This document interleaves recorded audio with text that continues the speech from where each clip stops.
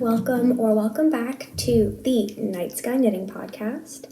My name is Rachel, I am your host, and I am a knitter based out of Ottawa, Canada, and this channel is my chatty outlet to talk all things knitting with occasional guest appearances by other crafts, because if I don't have an outlet to talk about knitting, I talk about it with my friends and family all the time, and then they start to resent me a little bit. So, here we are instead. Today is Monday, April 11th, and this is our 1,000 subscriber special episode, which really just means it is a normal podcast episode, but with a giveaway and a Q&A at the very end. So stay tuned for that if you're interested. If not, I trust you will leave at a time that feels right for you, and no harm, no foul. So, welcome. Thank you so much for being here.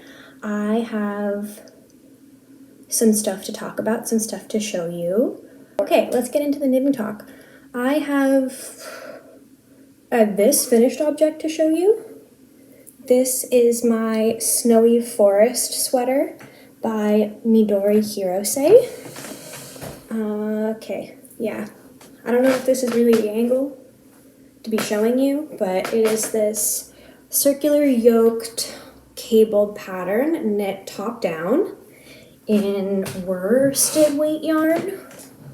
I knit the size small, but then I went down 2 needle sizes. So this is meant to have significantly more positive ease than my garment did.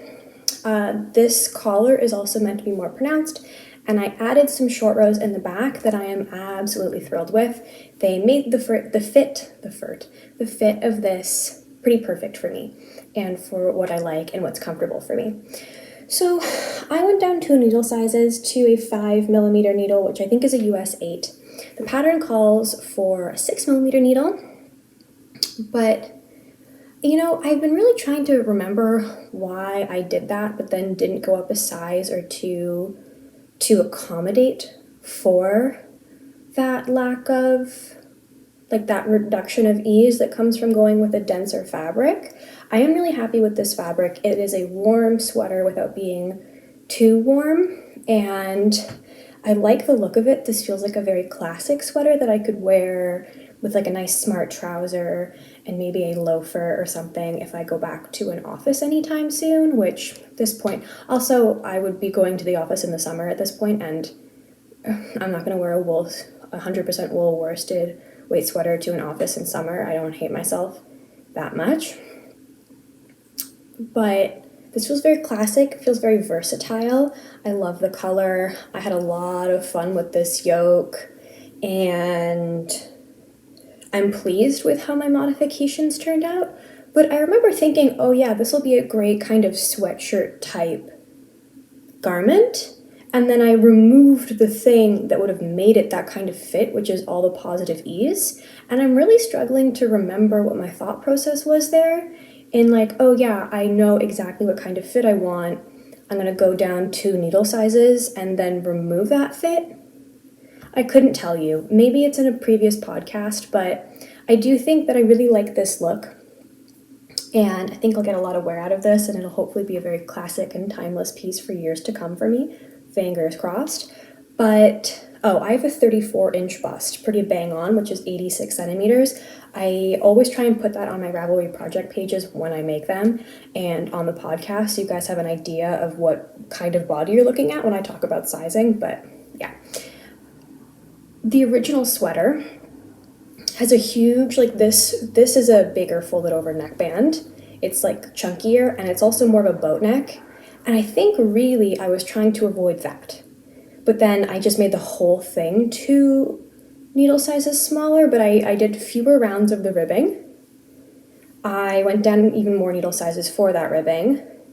And I think I used the stitch count from the one before and then did some more increases before I started this.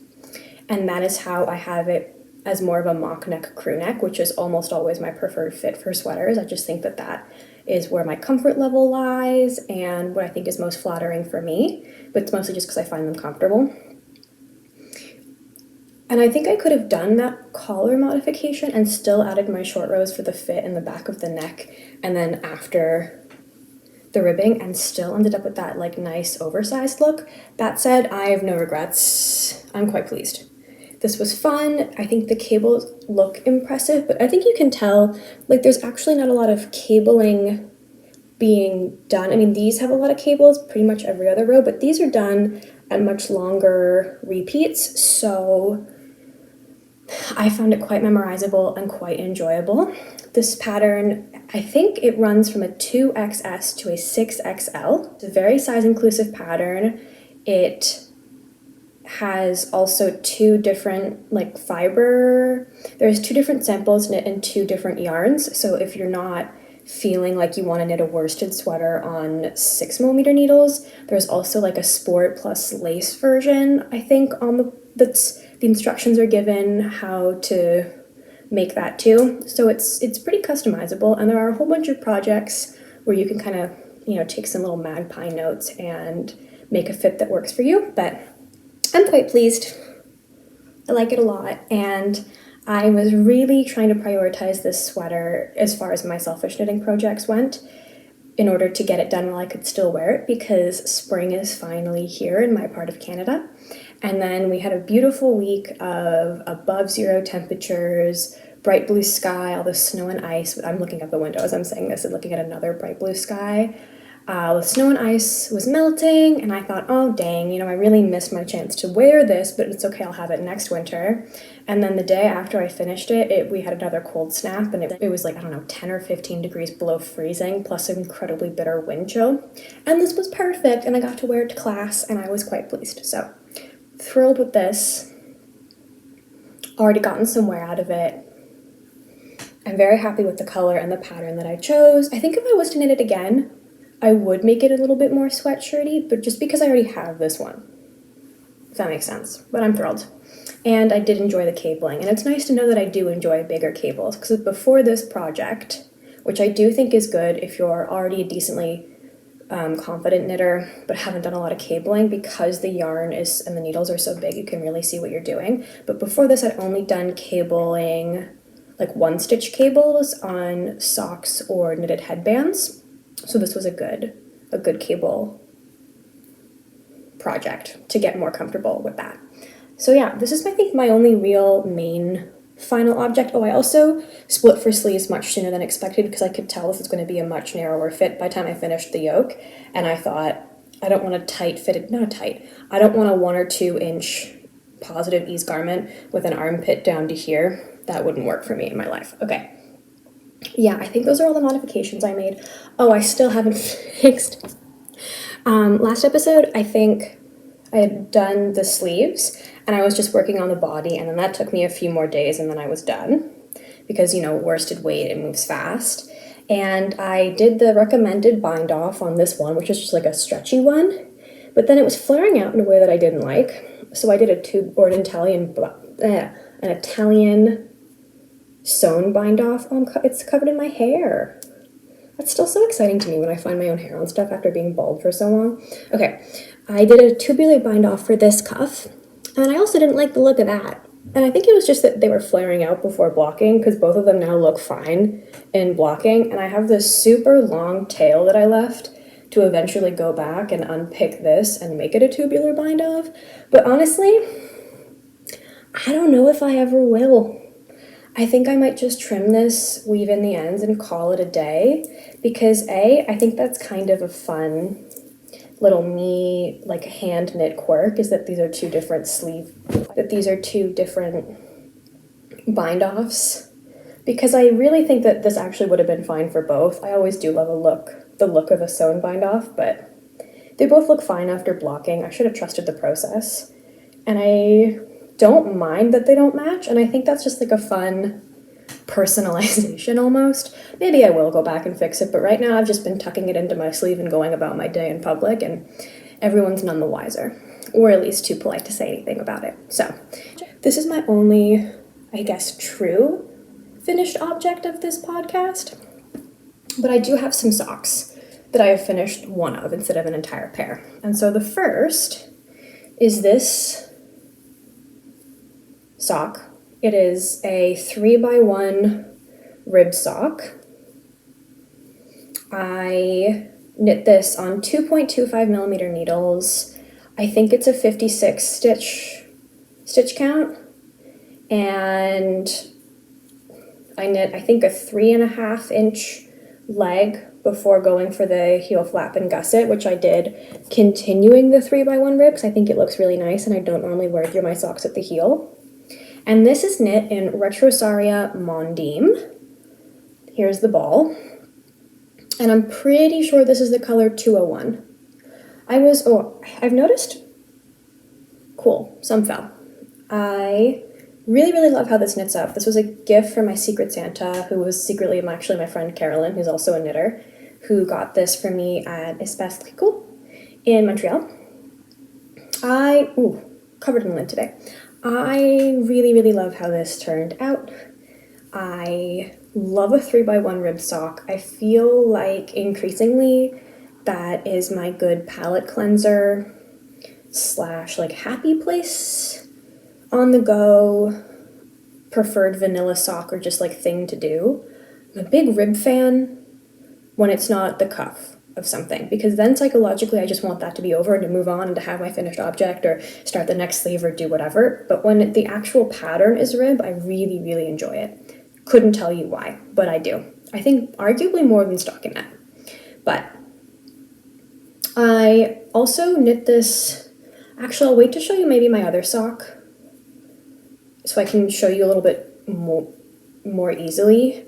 But I did knit the foot a little bit longer than I normally do because of the negative ease in this and the rib pattern really cinching things in. And I know that rib, you kind of lose length when you wear it because it stretches out and then you lose that length. So I knit this a little bit longer than I normally do for my socks, and I'm quite pleased with how that fits because then the rib settles quite nicely and it doesn't feel tight in an uncomfortable way at any point.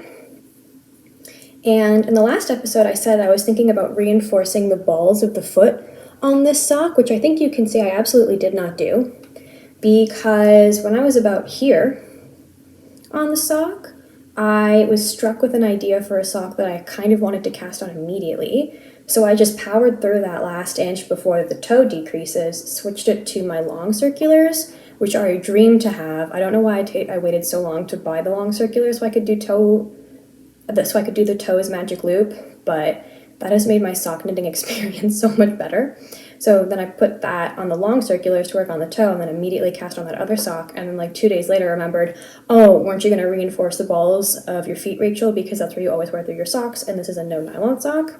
Oops. So that's the update on this one. I loved it. And I haven't started the second one just because those needles are occupied with my new sock cast on, but it's not any fault of this yarn or this sock or this kind of vanilla 3x1 pattern. I just was interested in doing that other thing, and I can only do one 2.25 millimeter sock at a time because of the needles that I have. A couple things. So far, very impressed by this yarn. Haven't worn it, so can't give you a review on that, but I think for what you're getting for the price point, it's pretty great. I love it kind of blows out the variance on screen. It only picks up the brightest parts, but it's quite beautifully variegated. And it's pretty easy to work with, except if I try and knit on this for like more than an hour, it does start to feel a little rough and dry on my fingers. And then I just switch to something else. It's not really that unpleasant that it makes me feel differently about this yarn, but it definitely is quite dry to the touch and it definitely feels rustic. But if this whole no nylon, non-superwash sock thing works out well, I will definitely be buying this again. Or I didn't buy this in the first place, this was a gift. I will be buying this. And I think that if you can tolerate a woolly wool on your skin, this would be a really great budget fingering weight, or budget-ish fingering weight 100% wool for a garment or another type of accessory, because it's like $15 or $16 for 100 grams Canadian, which I think is a very good price. I'm very glad my friend got this for me. I'm so happy to have been able to try it, and I don't know if I would have picked that up on my own. That's sometimes the fun of getting yarn as a gift, is like sometimes, I mean, I've been lucky in that I get yarn as a gift, but I don't know if I would have picked this color for myself, and I'm obsessed with it. I kept stopping every few rows to just admire how it was working up, and I'm quite pleased. Oh, another thing, sorry, if you want to make a basic 3x1 rib sock like this, I mean, it's pretty easy to, at least for me, because I now knit a lot of socks, and it feels quite intuitive. I don't know, I was having this conversation in the waiting room at my doctor's a couple days ago with a woman who was quite impressed that I was knitting socks, and that I didn't have the pattern in front of me, and for a colorwork sock, that my rumphius socks, you guys have seen them if you've seen the last episode. But I was saying, you know, once you've knit a couple of socks, it's pretty easy to freestyle your own socks, and also just like, if you know how a sock works, you know how a sock works. But there's also the Wise Hilda's Easy Rib Sock pattern, which is a 3x1 sock with good instructions that's entirely free by, I think it's by Kate Atherley, who interestingly does a lot of classes via one of my local yarn stores in Toronto, Yarns Untangled. And I used that pattern the first time I did a 3x1 rib sock, and now I modify for the heel and for the toe, and I do other things, which is, you know, the brilliance of socks. But Easy, or was it Wise Hilda's Basic Rib Sock or Wise Hilda's Easy Rib Sock? Highly recommend. And I just love sock. And then the carrying on the pattern into the heel flap was inspired by Freya of Moor Knits, Moar. She did that with one of her pairs of rib socks a few months ago, and I was quite inspired. I thought that looked so clean, and I really liked it. Okay, so that's my first half finished object, my first hoe. And then I have one more, which is this beloved. I finished one of my rumphius socks, and I love it. I think this might be my most successful sock to date. I'm knitting this in Emily C. Gillies yarn, the Luck of the Draw Sock Club colorway from January, and I love this pattern. I love this yarn. I love this sock. I think this is so far, right off the bat, my best fitting sock without it being blocked, and I'm worried that it's going to grow, but whatever. I have so many medium fitting pairs of socks anyway, like what else is new? The experience of knitting this was just so enjoyable. It's this kind of 1x1 colorwork all the way down with these different stripes, and you use 5 different colors and you just do the whole thing. I knit this on a 2.25, nope. I knit this on a 2.5 needle, and my gauge I think is bigger than the designer's, so I didn't do as many repeats on the leg before I did the heel, and I think that worked out quite well. I'm in at the medium size, and I have more than enough yarn to do both socks. When I say the medium size, I mean a 64 stitch cuff and leg, and then I decrease down to like a 60 on the foot both times. I'm running low on this heel toe cuff color, but I'm still pretty sure I can finish the toe, because after I did this sock, I weighed that one because it was the one that was looking the smallest, this color, and I still had 12 grams out of 20. So I think that's pretty cool.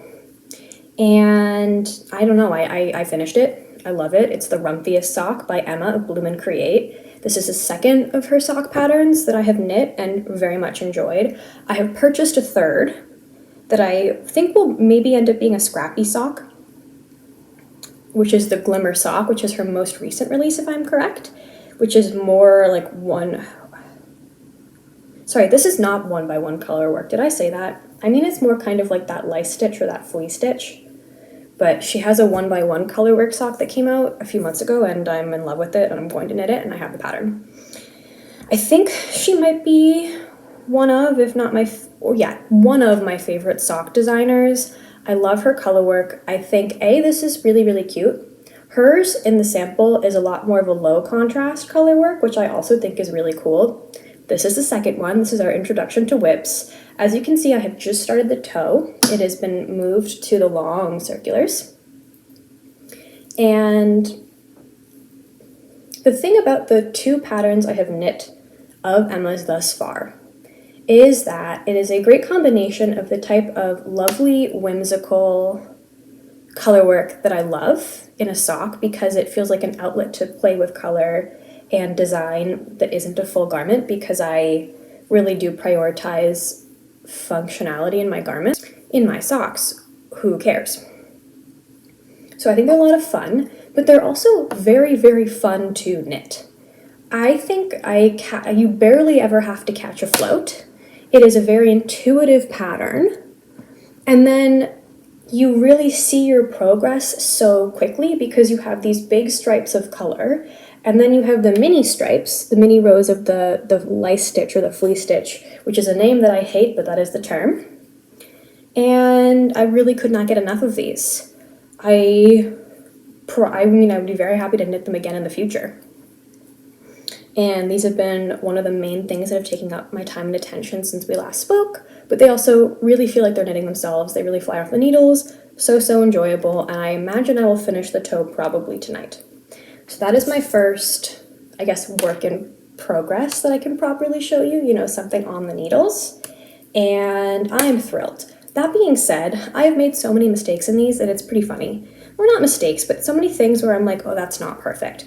So firstly, I accidentally switched the orientation of the color dots in one of the foot rows down here.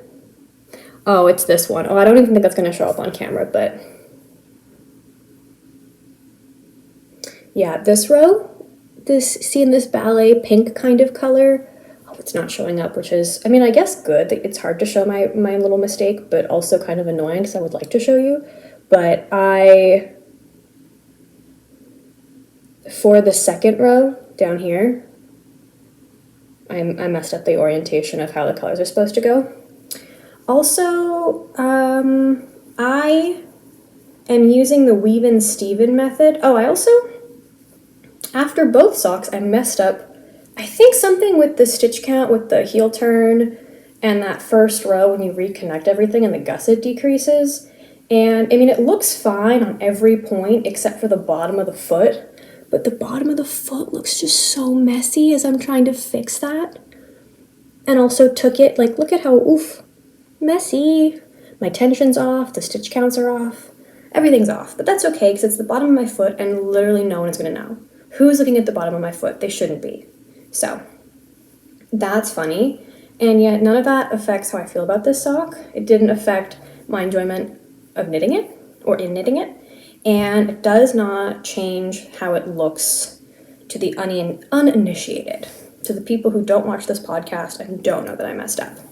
I made similar mistakes, not similar, I made the bottom of the foot on the other sock also looks really wonky, but in part because I really committed to the Weave and Steven method of weaving in my ends as I went by just catching the float, and you can often see that little strand being carried through, but that does not bother me because it is the bottom of my foot.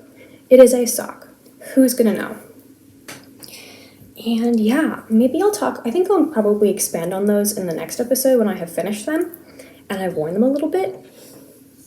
And I can maybe tell you more, but in the interest of time, we're gonna move right along to my next whip, which is, if you've been around for a little while, you will have seen glimpses of this here and there.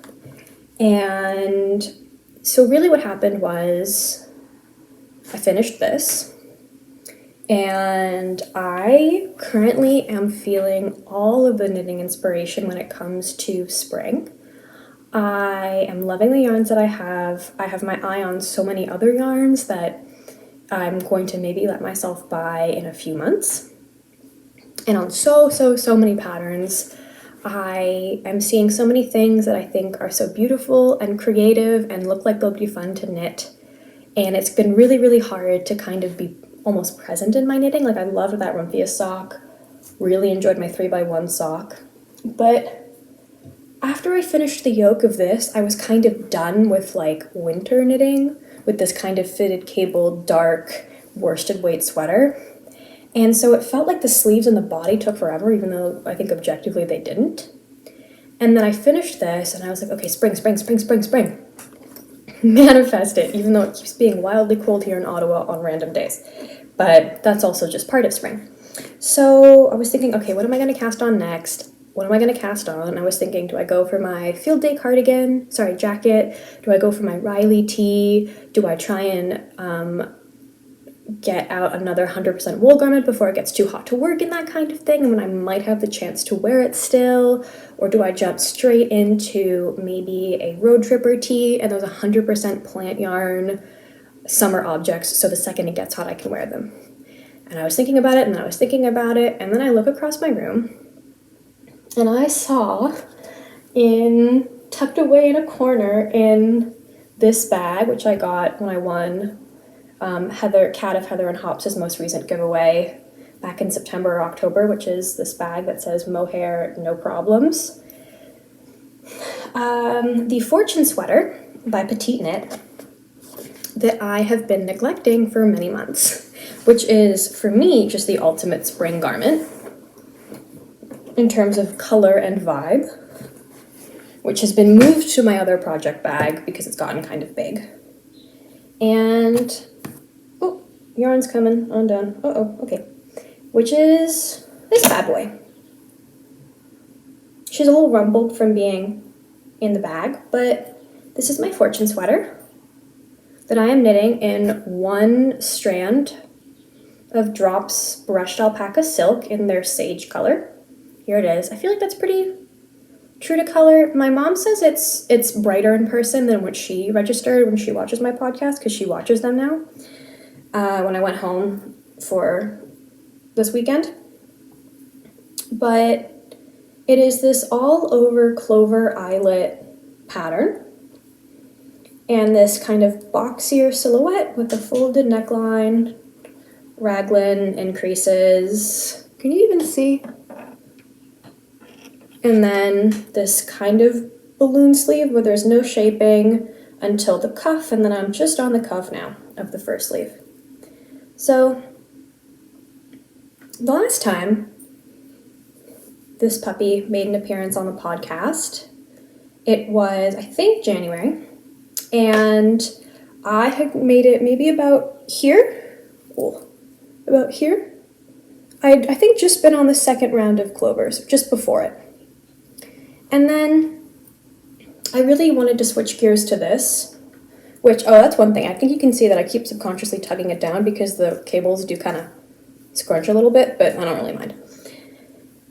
I wanted to think about winter garments and things that would really keep me warm in the frigid winter is the climate that I live in, or of the climate that I live in. And this kind of gauzy, fuzzy, single strand eyelet pattern, I thought, okay, I love it, but it's not the thing that's sparking the most joy and inspiration for me to be knitting on right now. And I started it in October, and I just kind of kept getting shelved, not for any reason, not for its fault, because I really enjoy knitting this, but because there kept being gift knits or test knits or winter knits that were kind of taking up my attention. And then it's spring now, and I want to wear this in spring, and it feels like the ultimate springtime garment. So I picked this back up again, and it's just been such a joy. It's been an absolute, it feels like it's been flying off my needles. I think, again, it's the fact that you have a row of clovers and then a block of stockinette and then another row of clovers. You can see your progress a lot faster than in a plain stockinette garment. And it's just enough to be kind of interesting while also having segments of TV knitting. However, oh my goodness, there's now some fluff in my eye. However, this pattern is not for the faint of heart. And I'm getting away with a lot because of how fuzzy this yarn is and how it really means that it doesn't define the stitches well. I'm blanking on the proper way of articulating that, what's the proper term for that? But it really obscures a lot of little mistakes I have made throughout this. And there's nothing in this that's really particularly difficult. It's just the combination of things. like for example, I mean, you're working in this yarn, which is kind of hard to see. Like, oh, actually, the original is knit in 2 strands of silk mohair, which made it a much more transparent garment than I want, and I would have to wear a tank top underneath, but a very visible one, which is not the look for me personally. And I just didn't think that would be warm enough. And I like a more opaque garment for a sweater. And also 2 strands of silk mohair was like 4 times the cost of a bunch of balls of drop sauce alpaca silk, which also has taken, this is going really far. Currently, there are 4 balls in this, including this. This is the 4th ball. And I've done the whole body and a sleeve. But the fact that you're knitting it in 2 strands of a fluffy yarn or 1 strand of a fluffy yarn, which makes it kind of hard to see what you're doing. The beginning, you're doing German short rows, the first placement of the eyelets. I'm not sure how much you can actually see. The first placement of the eyelets and the first raglan increases all at once. That's a lot to keep track of. And then there's just kind of a lot to keep track of at any given point in this pattern. And there's also a bunch of points where my eyelets just don't come up super well, or there's one that's huge. I have a habit of making the second, like I don't even know how to describe this. You can see it kind of here, where these eyelets, like these 2 eyelets are huge and then these 2 are not. I'm not very good at making them a uniform size. I'm hoping that'll kind of come out in blocking. And these are little things, or there's a couple times when I forgot an eyelet and I had to ladder down and add one, which looked really bad, except for the fact that this is a very forgiving yarn. And it takes a second to get used to not having that like round plumpness of applied yarn. And this really, you know, at the core of silk, I have to kind of tension it a little bit more delicately to not like strangle my hand and my finger. But all of those things said, really enjoyed knitting this at pretty much every point. I enjoyed that it made me feel like I had to stretch my understanding of technique and my focus and my application of technique at the beginning. When I first started doing this, I was much less confident in lace, in German short rows, in doing multiple things at the same time. And I'm glad that I chose a couple patterns to like practice German short rows and, you know, my Cozy Classic Raglan, where I did both German short rows and Raglan increases at the same time, to practice those things before I took this up, because I knew that this was going to be a challenge for me. And so far, I'm loving how it's looking. It feels very classic. The sleeves also went by really, really quickly because there's no shaping. So this sleeve was wide enough that I didn't have to use magic loop up until I got to the cuff. And I got so used to the time it would take me in between clover rows on the body that with such a smaller circumference, I was whipping through them on the sleeve, and it felt like it went by really quickly. And I'm looking forward to starting the second one sometime this week. And I'm liking how it looks on.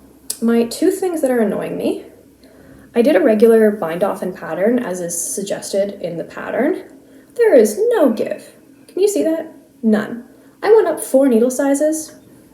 I cannot do a loose traditional bind off to save my life. I can't do it. And it feels kind of stiff when I slide this on, and that annoys me. And I'm worried that it's going to make it a little bit more difficult to like French tuck this into trousers, which is my goal. 2, I knit this in brushed alpaca silk, as I've mentioned now like 15 times, but it's alpaca, which we all know grows like nobody's business, and I like the fit of it now. And so I'm worried that the second I try and block this or wash this, it's going to become just a tent on me, and I'll be really sad because I really, really like this the way that it is now. And I really do not know how to block 1 strand of Surrey on its own. So if you guys have any guidance or any tips, I really appreciate it. If not, I guess we'll find out together. And so those are the 2 things that I'm like, oh no. I did go down a needle size from the recommended pattern just to get a more opaque fabric, so I'm knitting these on 3.75mm needles, which I thought would take forever because that's a pretty slow needle, but it's kind of, sorry, not a slow needle. I thought would take forever because that's a pretty small needle, but so far, like I said, I've been enjoying this and it feels like it's been going by quickly. And I have knit this pretty much exactly to pattern. I think this isn't even that cropped, because you guys know how I normally crop everything. I knit like a couple rows less of the ribbing than the pattern said, because simply put, I was tired of it. And I was starting to worry about how much this was going to grow. But I knit this to pattern. So far, really, really enjoying it, but afraid that this will end in tragedy if I wash it and it just triples in size. So that is my other whip. I really hope I can finish it soon and then wear it. And I've just been I got this yarn in October from Knit-O-Matic. It was very inexpensive. I think it was like $7 a ball, and I used one of my gift cards that I got for my birthday in June. But this kind of color,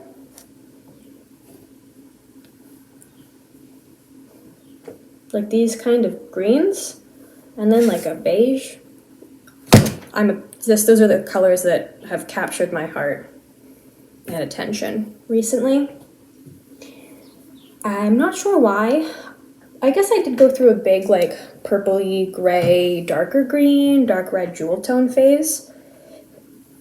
But right now I'm really feeling the light greens and the beiges. So I'm gonna put that back. And then the very last thing I have to show you that's like an active project is my little sock cast on, which is a colorwork sock that I'm using my never-ending Amano Chosky for. Sometimes I feel like this podcast is just like Rachel featuring Amano Chosky, because I got 300 grams of it in the summer, these two colors, and then this color. I got these balls, which are 100 grams each, and they have lasted me forever. At this point, I'm on my 4th pair of socks, and as you can see, like, still going strong.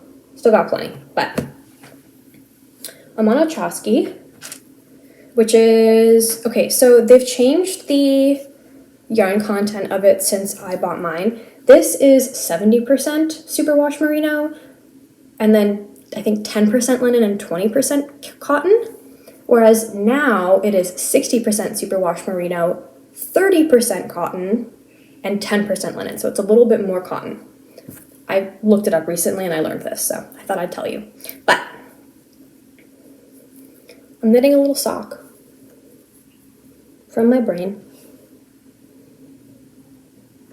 and I'm calling them my wild strawberry socks, because I can. So for the first time in my adult life, I have access to a green space where I can grow things this spring and summer, and I'm going to try.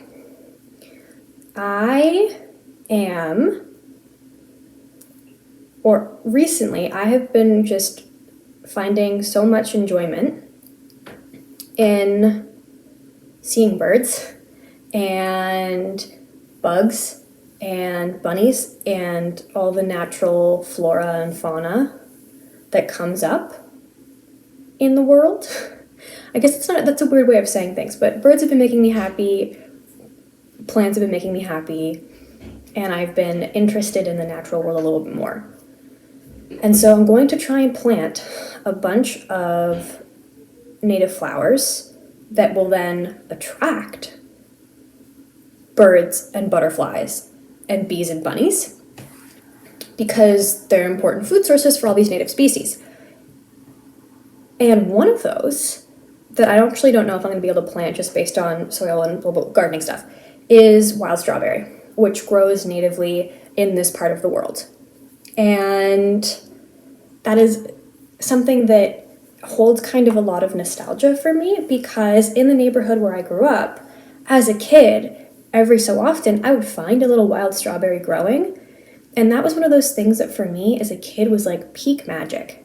You know, it was something that to find one of those tiny little strawberries in the grass and on the edges of people's yards and just walking around the neighborhood felt like I lived in a little magical fairy world, and it was such a treasure. And it's one of those things that I have in my heart as such a wonderfully nostalgic thing.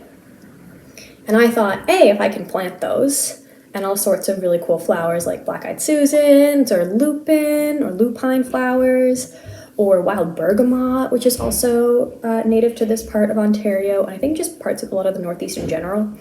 And wild strawberry, then I will be doing my brain a lot of good by increasing, the amount of beautiful natural things I can see and smell all summer, but then also maybe entice some friends to come and hang out. And when I say friends to hang out, I mean birds and butterflies. I've spent quite a lot over the last few weeks trying to research what are the best native Ontario plants to grow for beginners, and found a whole bunch of really helpful people online. Man, there are some very kind and helpful and thoughtful gardening folk out there on the internet. And I ordered some seeds, and my roommate's on board, and we're also gonna try and grow some vegetables, but if we're attracting birds and bunnies, I feel like they're gonna just feast on those, so let's see how the veggies go.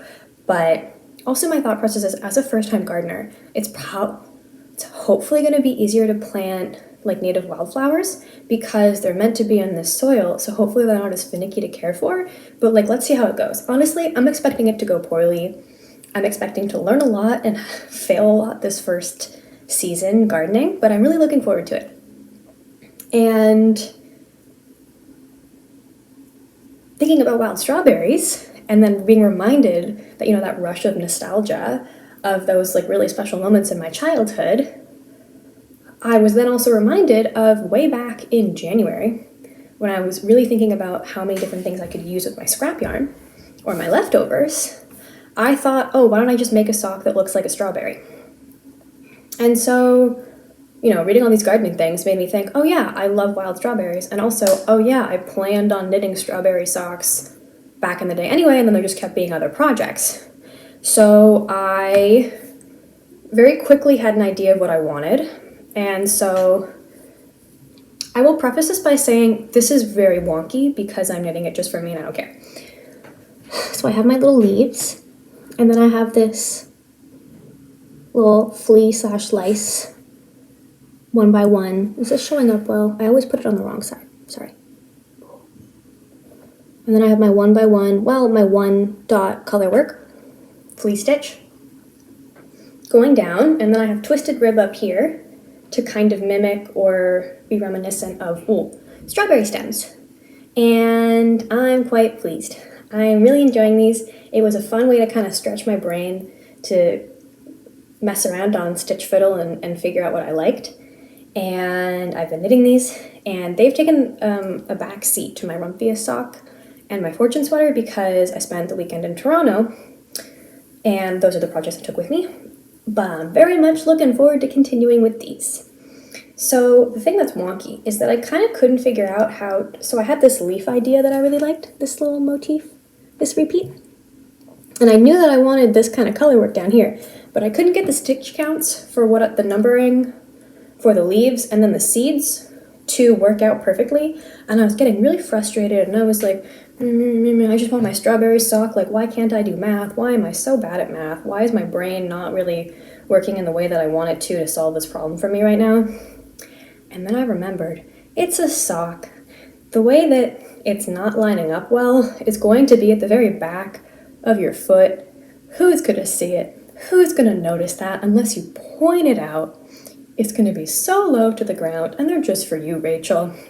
And so I found something that was close enough, and I cast on, and at the back here you can see how these two leaves are weird. They don't look like this one. They don't look like these ones because the stitch count does not work perfectly. But I don't really care because A, adds to the charm. I'm not striving for perfection. I'm striving for joy, and I'm getting it out of this. It is I'm in such a one stitch color work mood right now. This is making me so happy, and I'm really pleased that I had this idea and I've so far been able to execute it well enough, Right now, and these are also a little bit on hold, and I didn't take them with me because I can't figure out how long I want the leg to be, because I cast on, I think, with a 60 stitch cuff with the twisted rib, knowing that twisted rib isn't as stretchy, but thinking, I know that I have a very wide calf compared to my ankle. And my gosh, is there ever a lot of fluff in the air from all the throwing of things and fluffy yarns. And so I thought, okay, make it a little bit wider so that it can accommodate my very wide calf in comparison to my ankle. But now I'm thinking I actually kind of want this to be maybe more of a shorty and not much longer than this, so that when I'm wearing pants or shoes, like, you actually can see these leaves and that whole motif that I like so much. So, but then that means that this is going to be pretty wide. So, do I rip back the whole thing and start over with a more fitted cuff, especially since I know that this yarn grows quite a bit every time you wear it, and then it shrinks back when you wash it, but it still grows?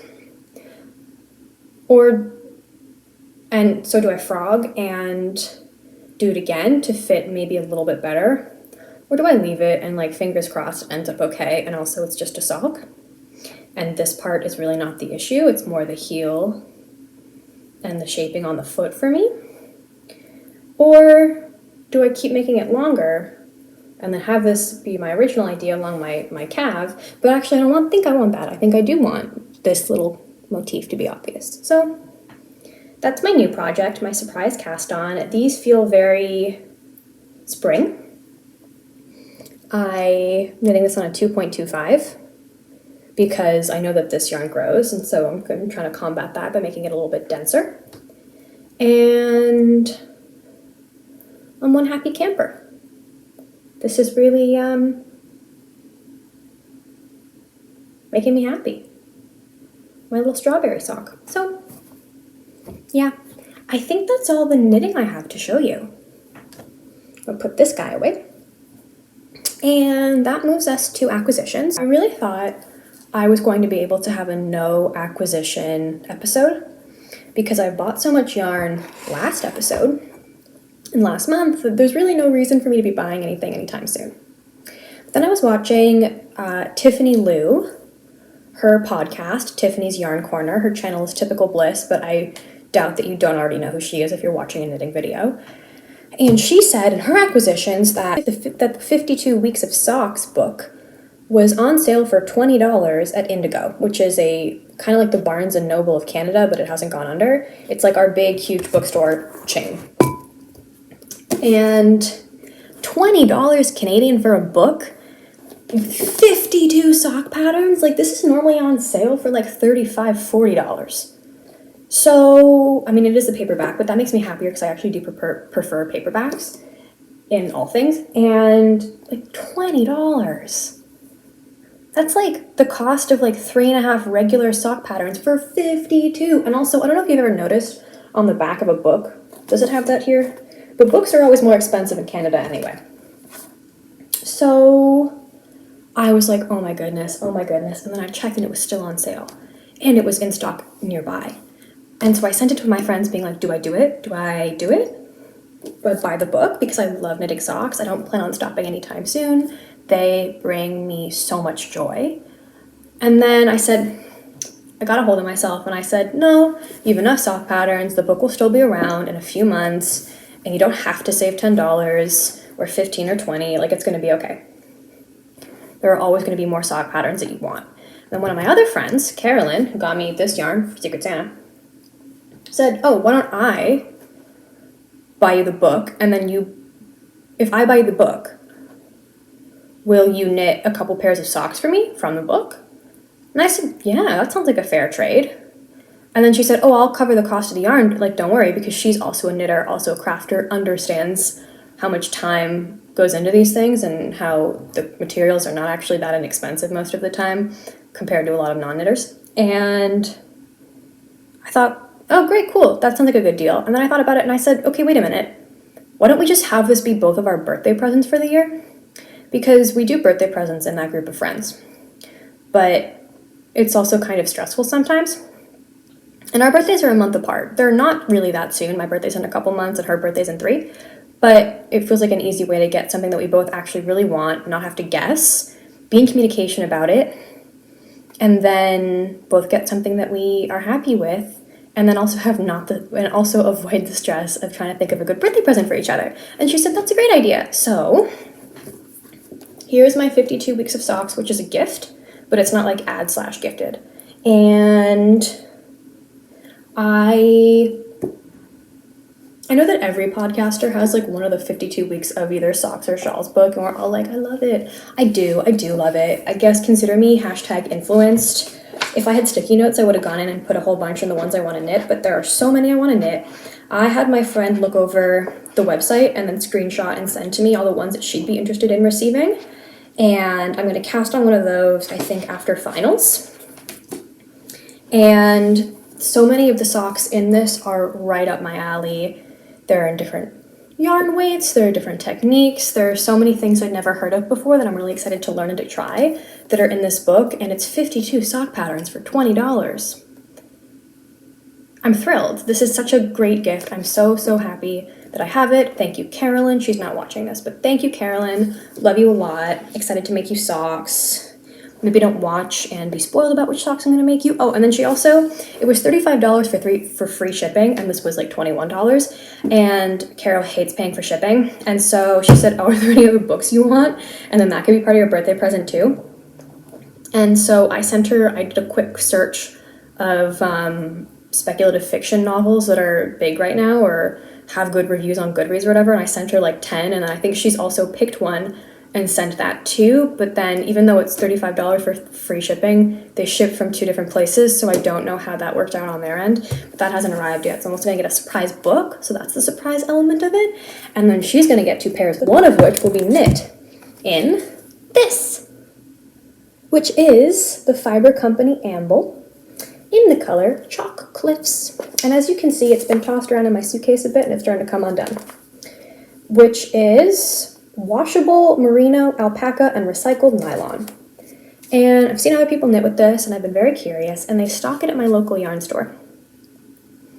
Or one of them in Toronto, which is Knitomatic, which I talk about a lot. I get a lot of my yarn from them. They have a bunch of really great budget options. This is not a budget option. I think normally it's like $28 for 100 grams, which isn't egregious for a sock yarn at all, but it's also not, or a fingering weight yarn, but it's also not like a budget yarn. But right now, Knitomatic has a 20% off sale as part of their spring, I guess, clear out with the changing of the seasons, and this was included. So it was $23, and I returned 3 skeins of the Barocco Vintage DK that I used to knit my boyfriend's sweater. Shout out to Nathan, thank you for making me theme music for this podcast. And I was returning 3 skeins because I originally bought 8 because the pattern said that I needed 800 grams for his size, but then I only needed 500 grams. Actually 4.5, but whatever. So I returned those 3. And then with the money that I got in that exchange, I bought this, and then I have $5 left over. So I got this for her. And I imagine this will be good for 1.5 pairs of socks. I'm waiting on her precise foot measurements. I mean, again, I'm in no rush because her birthday's in July.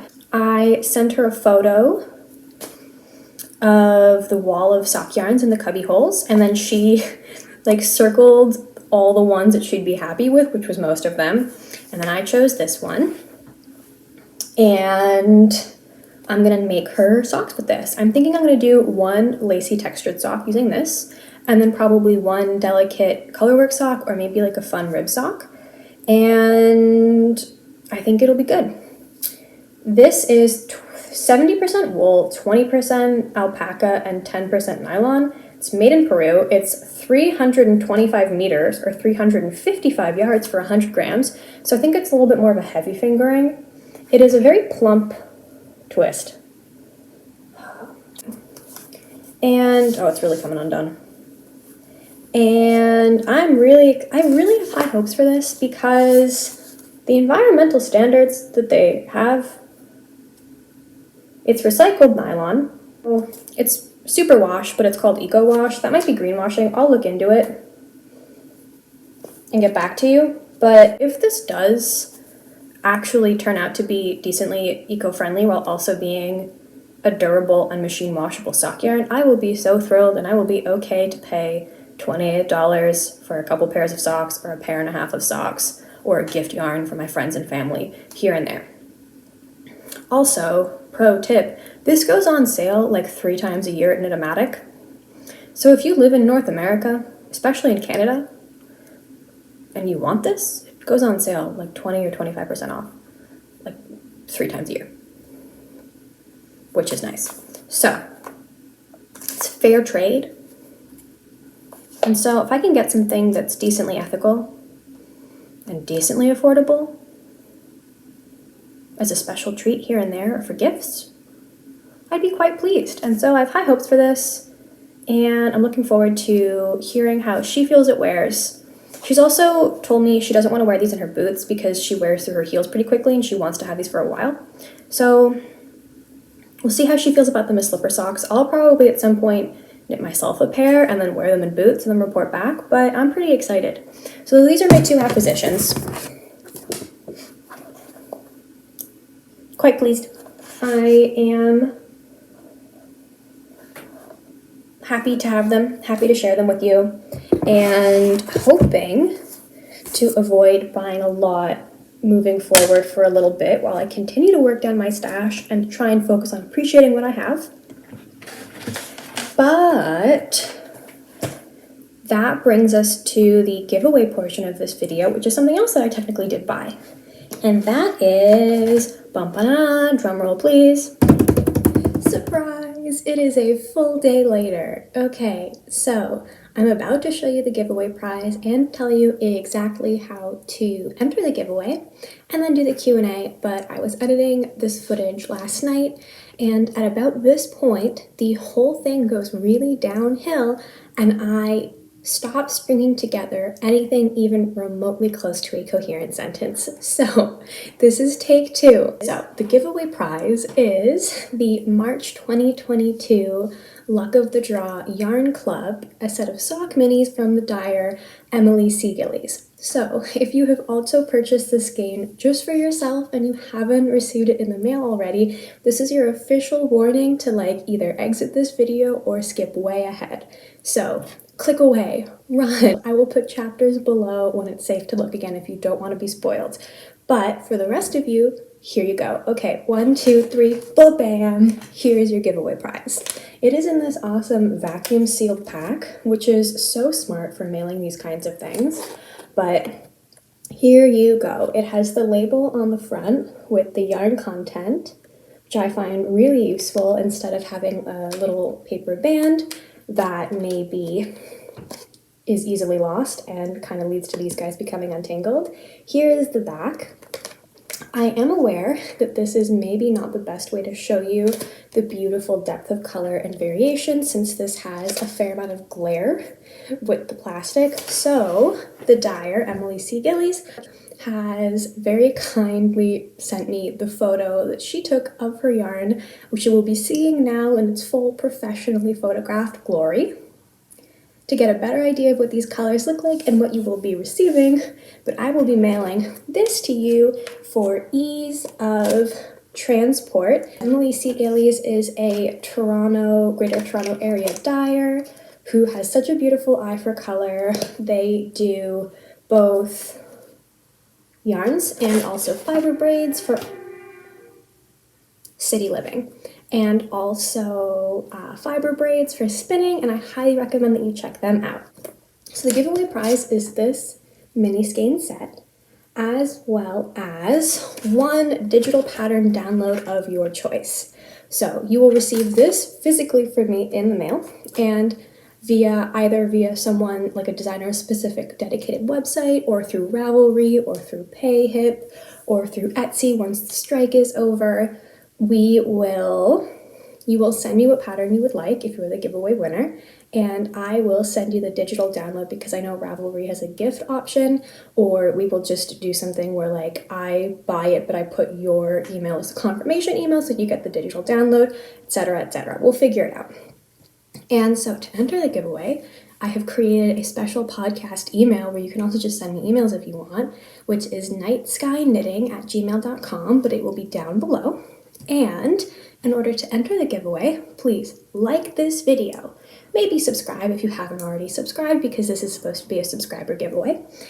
And most importantly, because this is how I'm going to check, please comment down below with a pattern and/or designer that you think is not getting the recognition they or it deserves. So, ooh, windy. So maybe it's a pattern that you wear, that you knit and you wear all the time, but you see very few people wearing, that is super size inclusive, and the designer put a lot of time and energy into making it very accessible, but isn't getting a lot of love, or something where the construction just fits so beautifully and you need more people to know so they can have it in their lives too. Comment down below. Because I find myself often just knitting patterns from some of the biggest designers out there, and while I love their aesthetics and I love their designs, maybe it would be good for me to branch out from, Midori Hirose, Jessie May, Petite Knit, and the classics that we all already know and love. I will not be responding to any of the comments on this video, not because I don't read and appreciate every single one of them, but so I don't mess up the comment picker, and then I will respond to the comment of the person who won, and then also announce it in the next video, and also probably on Instagram, just to maximize the chances of the winner seeing it, and then invite you to email me your mailing information and your choice of pattern to my new podcast email, and then I'll send it to you, and we'll talk. We'll be in contact. So that is the giveaway. Thank you so much to all of my subscribers who enabled this to happen. Thank you to Emily C. Gillies for dyeing beautiful things and saying it was okay for me to do this limited edition yarn club as the giveaway prize. And the giveaway will be open until Monday, April 25th. So roughly 13 days from now. So get your comments in before then. I will do a comment picker probably the next day and then let you know. And then you have a little bit of time to email me, tell me what pattern you would like, etc. I will also have a few pattern ideas for specifically a bunch of fingering weight mini skeins in the down bar below, as long as links with all the relevant, etc., patterns and yarns. You're used to it, you know the drill. That is the giveaway. Excited to read all of your pattern recommendations very soon. And so now for the Q&A. Someone messaged me concerned when I put the Q&A box up on Instagram that people were going to ask invasive questions about my health, which I thought was a really sweet concern to have, but nobody did, so that was nice. But also, if someone asked a mean question, I probably just wouldn't answer. All right. First question, have you ever tried sewing? Yes, and it went medium. I tried to make McCall's I think it's 7969, the wrap-ish dress that was really popular on Instagram or just kind of the internet in the past couple of years with my friend, and it was almost mostly done, but I had a lot of trouble, and if it wasn't for Carolyn walking me through every process and helping fix all my mistakes, it wouldn't exist.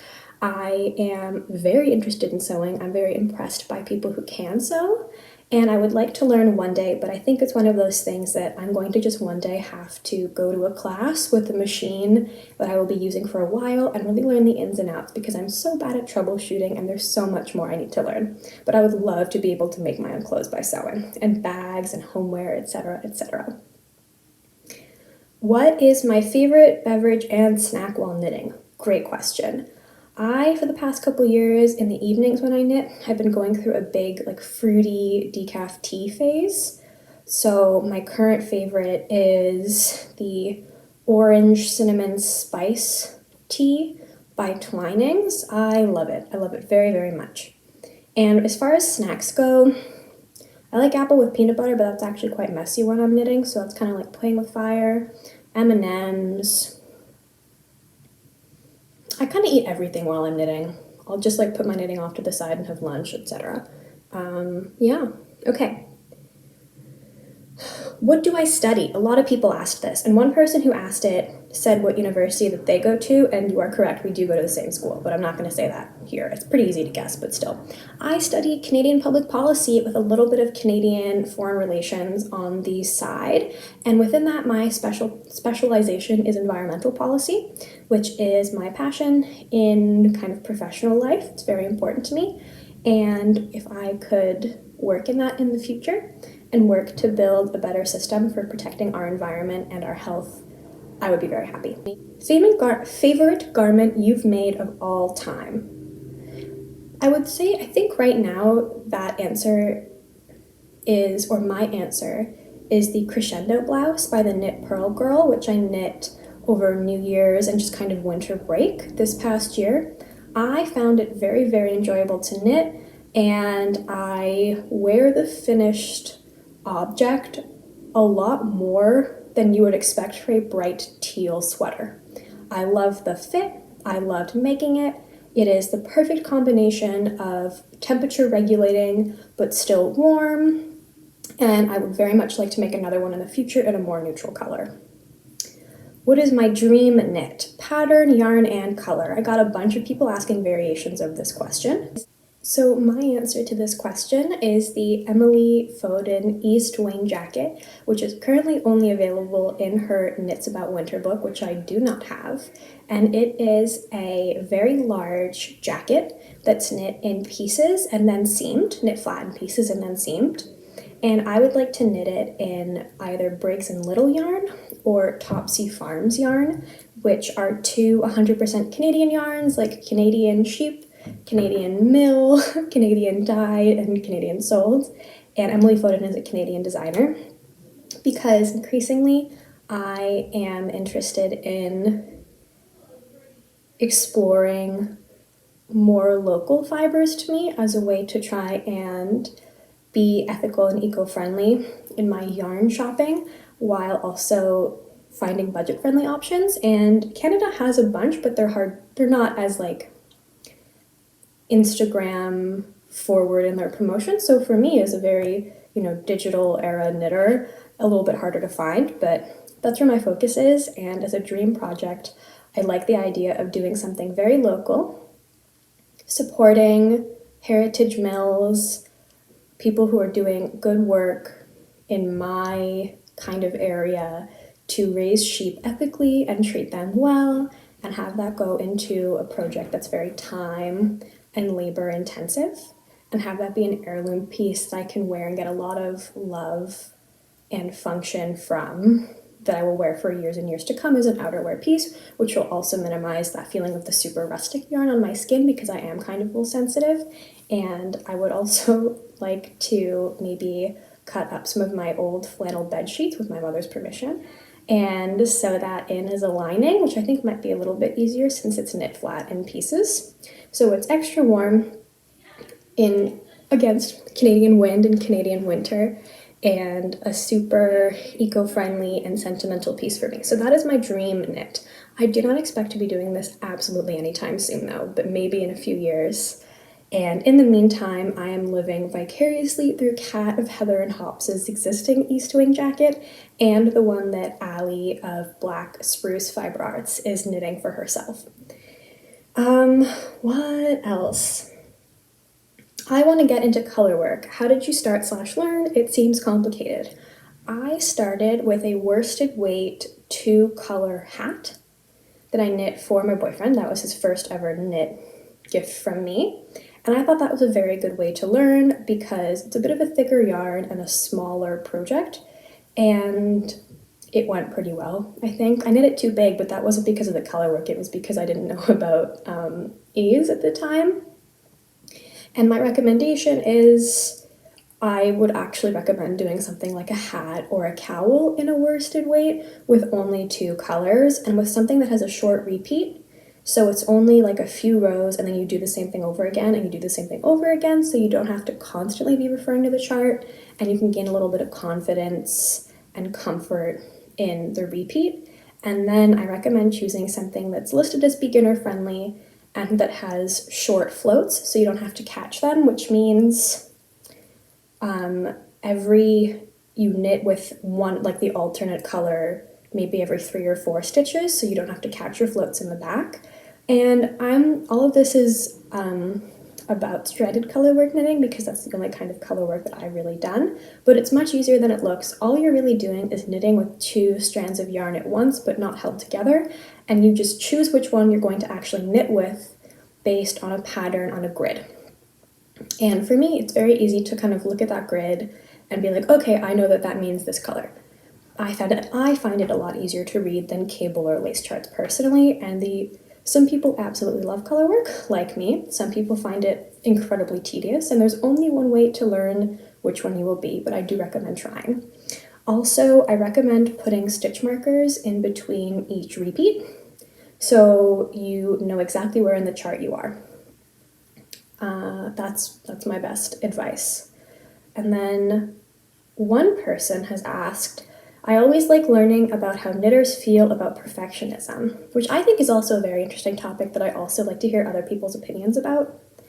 I'm in a stage in my life where I think these two things feed into each other, but I think knitting has helped me become less of a perfectionist, but I also think that being at a time in my life where I have been able to let go of perfectionism has enabled me to really dive into knitting and love it and not become as frustrated as I had been in the past trying to learn and making mistakes and then getting really upset and discarding the whole thing.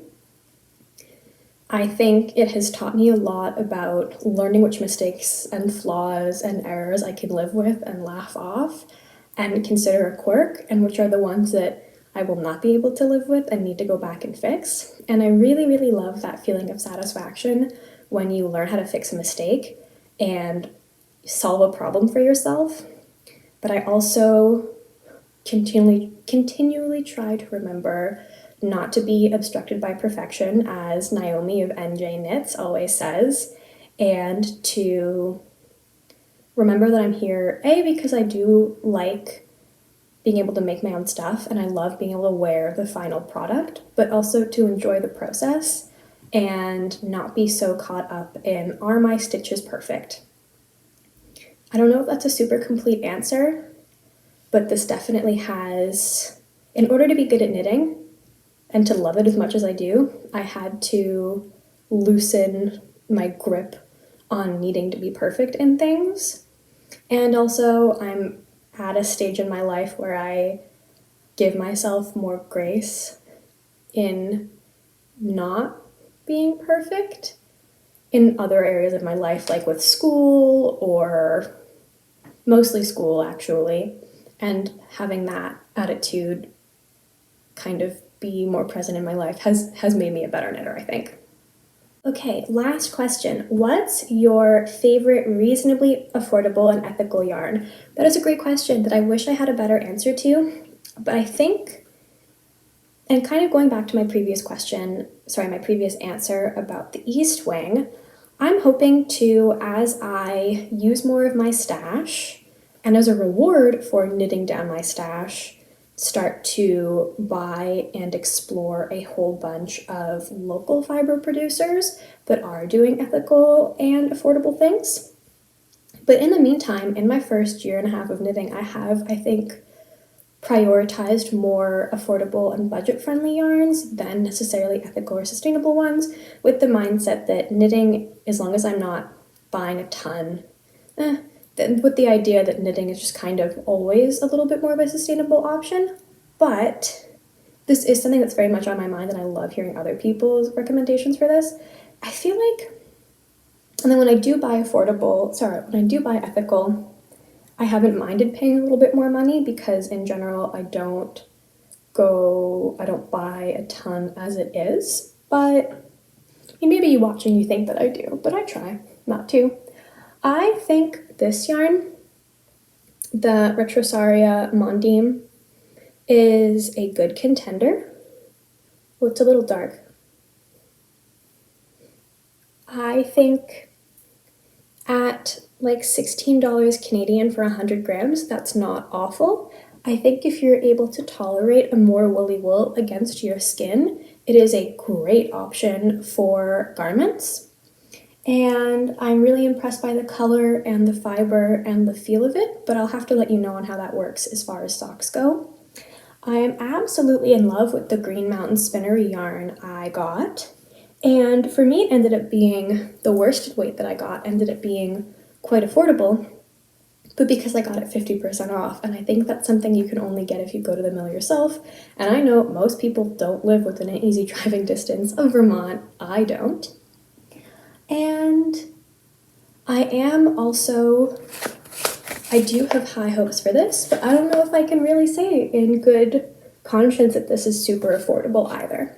So maybe my answer is I don't have a good answer, but this is a question that's very much on my mind and I'm hoping to report back soon. So, okay, that is the Q&A. Thank you so much for sticking around. Thank you for asking questions. And thank you so much for 1,000 subscribers. I appreciate each and every one of you. And if you made it all the way here, I especially appreciate you. And so, it's time for me to sign off, edit the rest of this video, and hopefully be able to upload it tonight. And in the meantime, wow, it is one of those years when you have like 3 major holidays happening all at once. What a holy month April has ended up being. So, and today being Tuesday, April 12th, we got a couple more holidays coming up. So, to all of those observing, Ramadan Mubarak, Happy Easter and Happy Passover.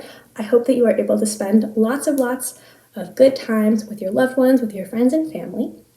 And I'll see you again soon. Okay, bye.